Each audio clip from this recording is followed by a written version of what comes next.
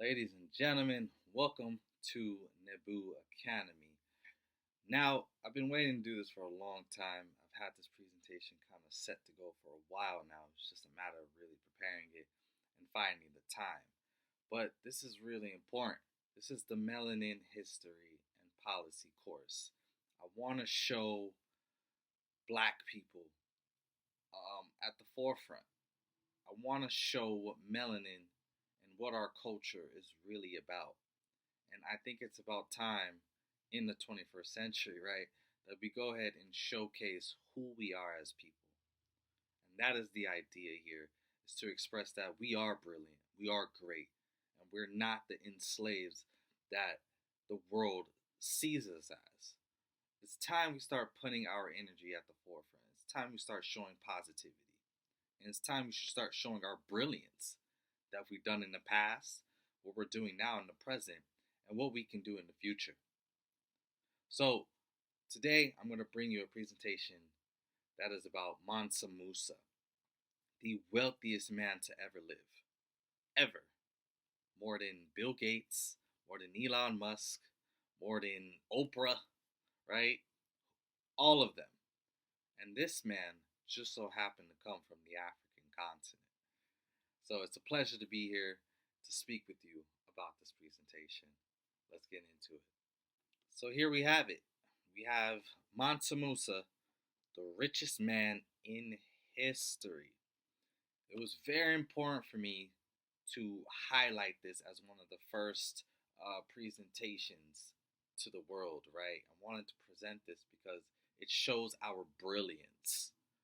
If an African man, even until this 21st century, right, was able to still be claimed the wealthiest man ever, then obviously it shows our brilliance as a people, as a melanated race. And so I thought it was important to present this. So if I didn't present myself already, my name's CJ Alton. I am the founder of the Lyfe Network. So, before Mansa Musa, right?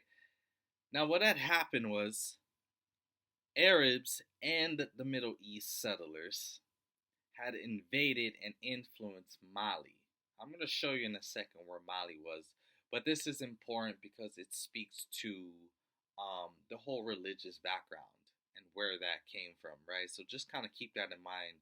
I'll show you in the next couple slides where Mali is, as well as how this Islamic influence was part of it, right? Islamic influence is basically another name for Muslims.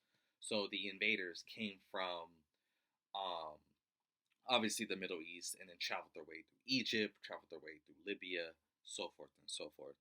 So it's really important to remember that. There was a man by the name of Abu Bakari, right? Abu Bakari, who departed to the Americas around 1310.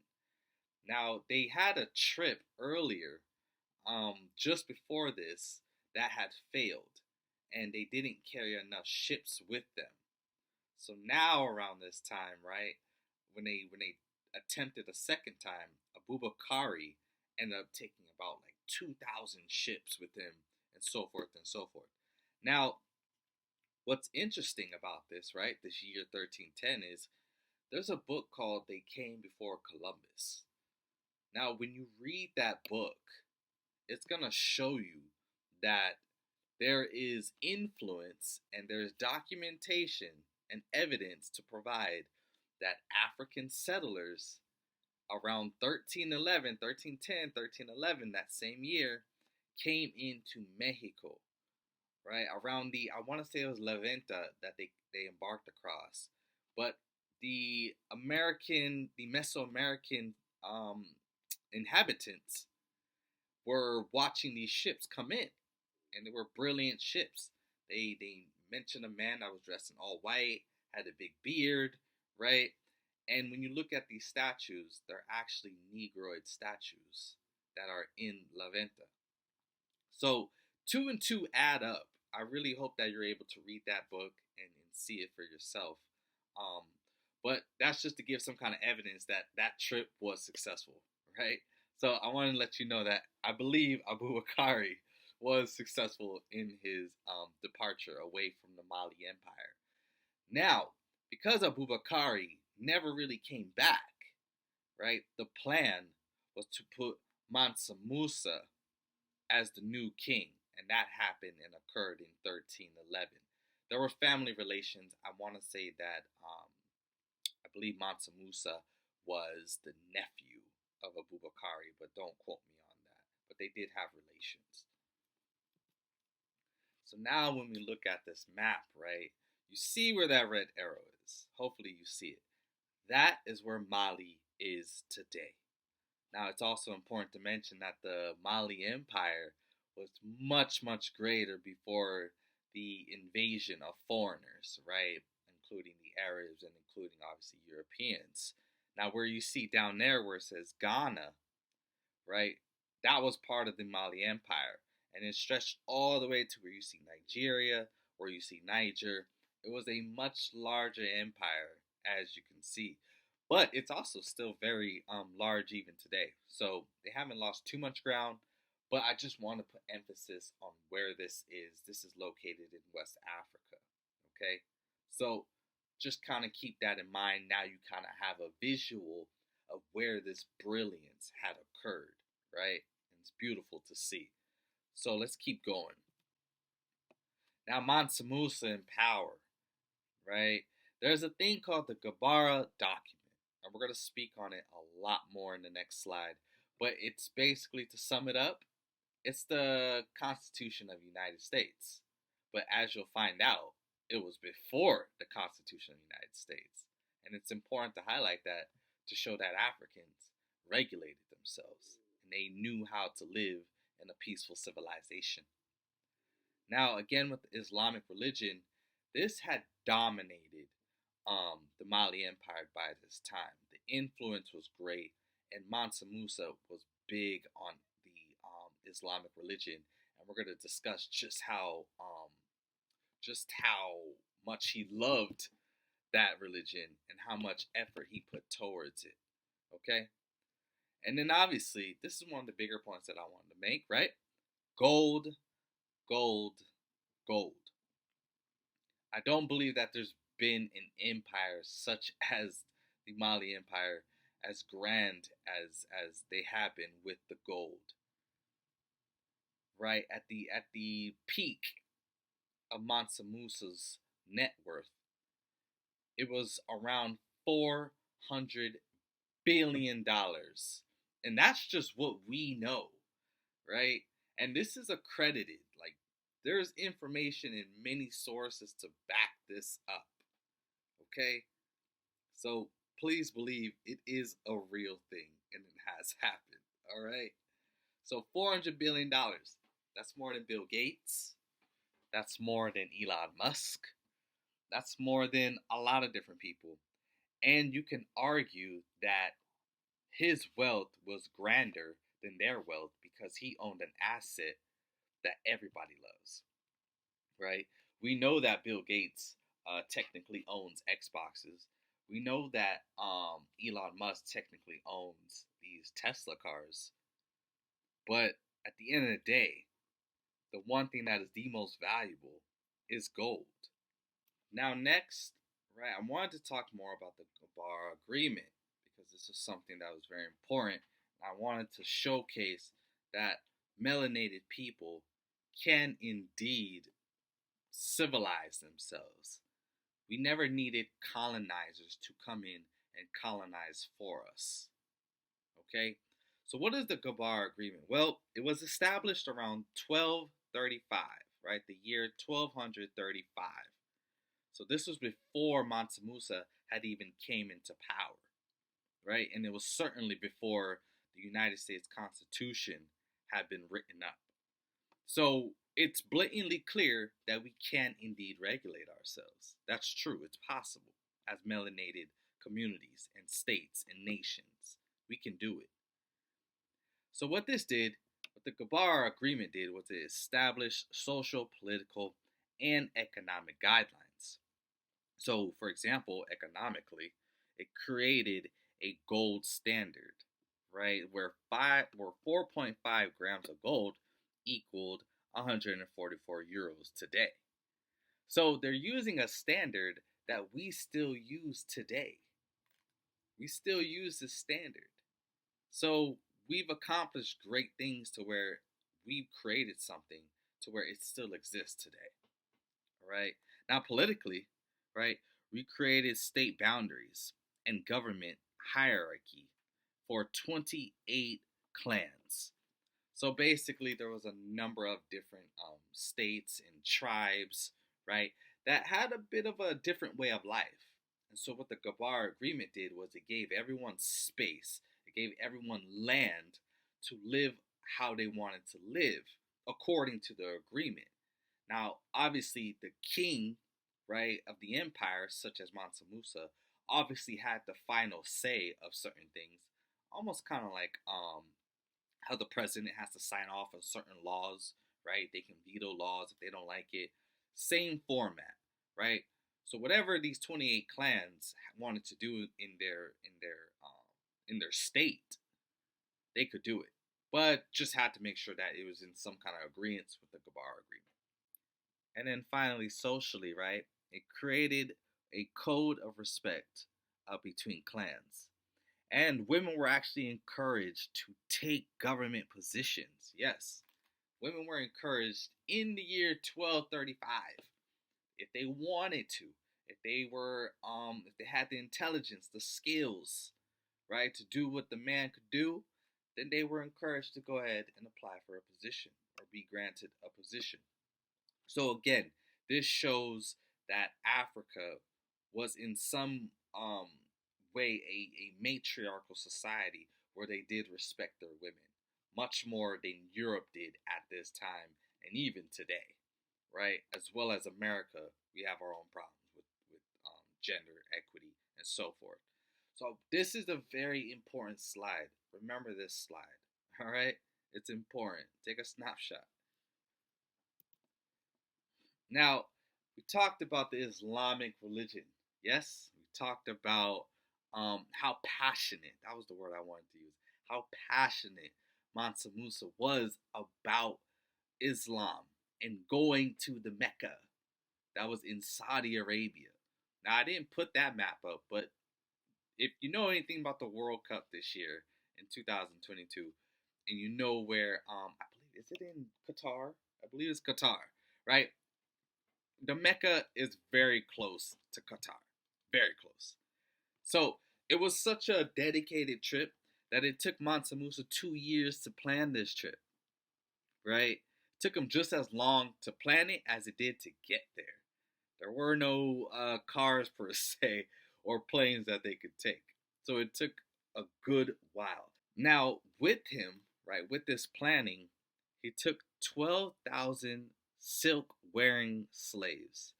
Now, it's important to mention that Africa did have its own set of slaves, but what most people forget to tell you is that these slaves were created in clans, right? Meaning they were created in tribes.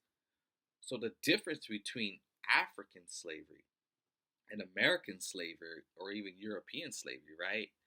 African slavery did not separate child from mother. They did not separate child from parent. They kept the tribe together. So anytime one king in one area of Africa wanted to trade slaves to another king in Africa, the whole tribe would go with them, right? In most cases. So that's something that's very important. So with these slaves, right, they carried 4 pounds of gold with them, right? Whether that be gold coins or bars. I believe it was gold bars specifically, but each of them carried that. So when I did the math, right, because that's basically 48,000 pounds of gold being carried, right? When you do the math and you bring it back to the euro currency, that alone was 41,472,000 euros approximately that these slaves were carrying with them. This is the wealth that Mansa Musa was able to produce. So with that, he took 60,000 soldiers. There was no touching this guy during this voyage, right? So if anyone wanted to embark upon them, it just wasn't going to work out for them. All right. And then you have 80 camels that he took with him, which carried approximately 50 to 300 pounds of gold dust, right? Gold dust. So when I did the math and I skewed it down to 50 pounds, right, for the 80 camels, that came up to around 43,200 euros. But remember, that was just 50 pounds. So if it goes upwards to 300, I didn't do that math, but 6 times that amount, we're talking somewhere around $250,000. So altogether, Mansa Musa pretty much took with him $42 million, or 42 million euros. I live in America, so I'm used to saying dollars.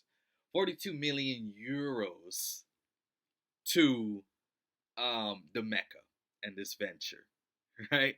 And then lastly, when he finally reached the Mecca, um, actually, let me talk about Egypt for a second, because he stopped by Egypt to meet the king of Egypt.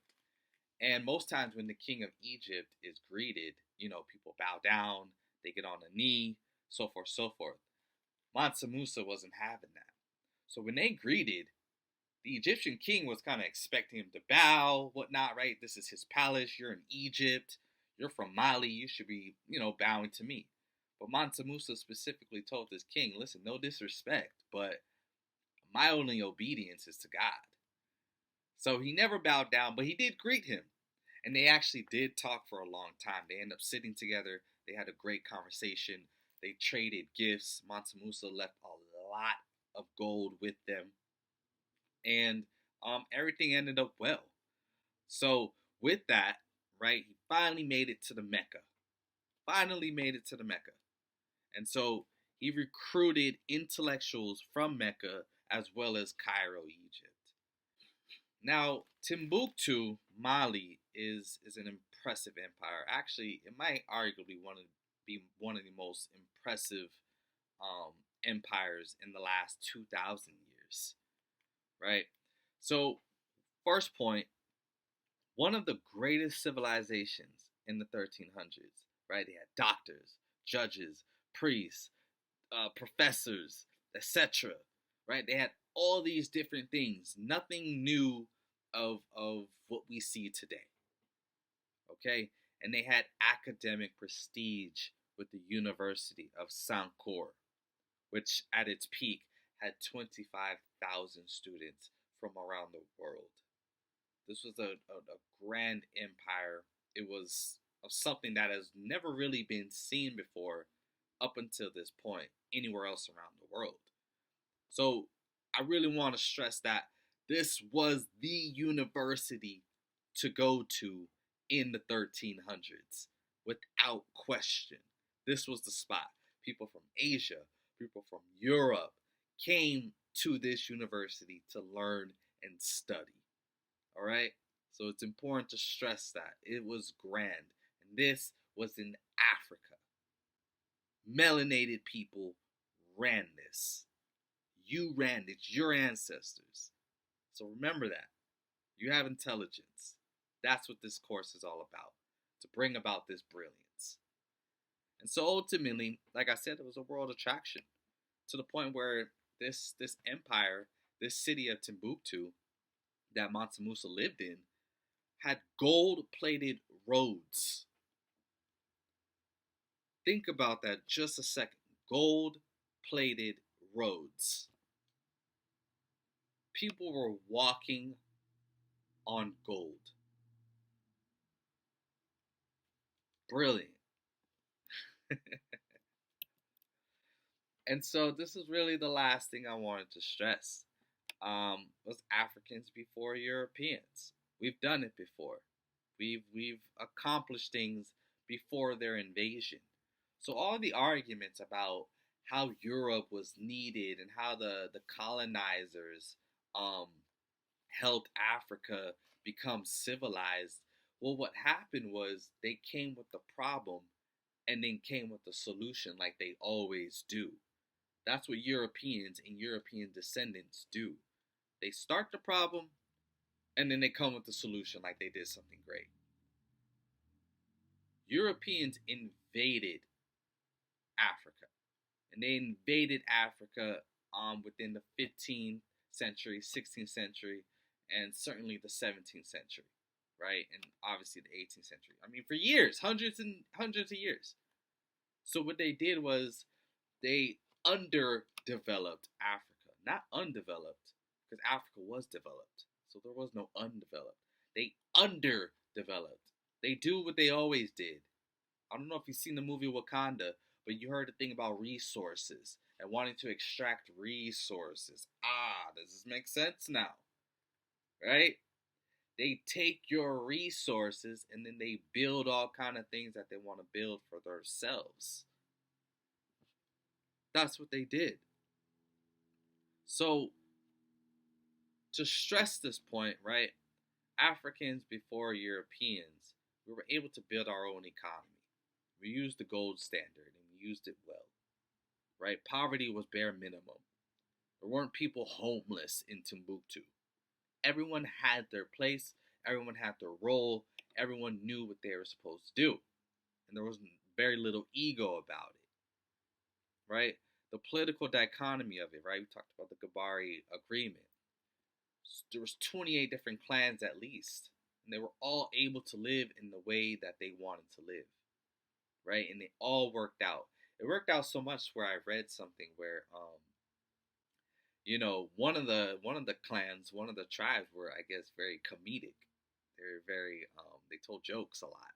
So one of the other tribes, according to this agreement, made it applicable. They allowed the other comedic tribe to make fun of them um, for whatever cause, whatever their culture might have been, maybe how they look, right? They enjoyed comedy. So it just shows the kinship amongst the different clans. It was just peaceful and positivity. And then lastly, academic dominance. I told you about the University of Sankor. I mean, this place was gold out, 25,000 students, right? You had men and women going to school. It it was brilliant. It was brilliant. And really, that's the last slide that I got for you. So I hope that you were able to take away something from this presentation. I hope that you're able to learn something about your heritage, people that look like you. All right, this is the book that I got it. Okay, hopefully you can see that right there. Mansa Musa and Timbuktu. That's really what it is. The history of the West African Empire and medieval Africa's most fabled city.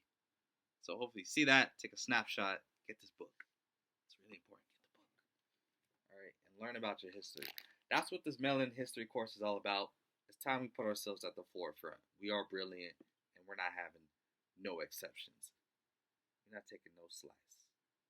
No slice. Peace.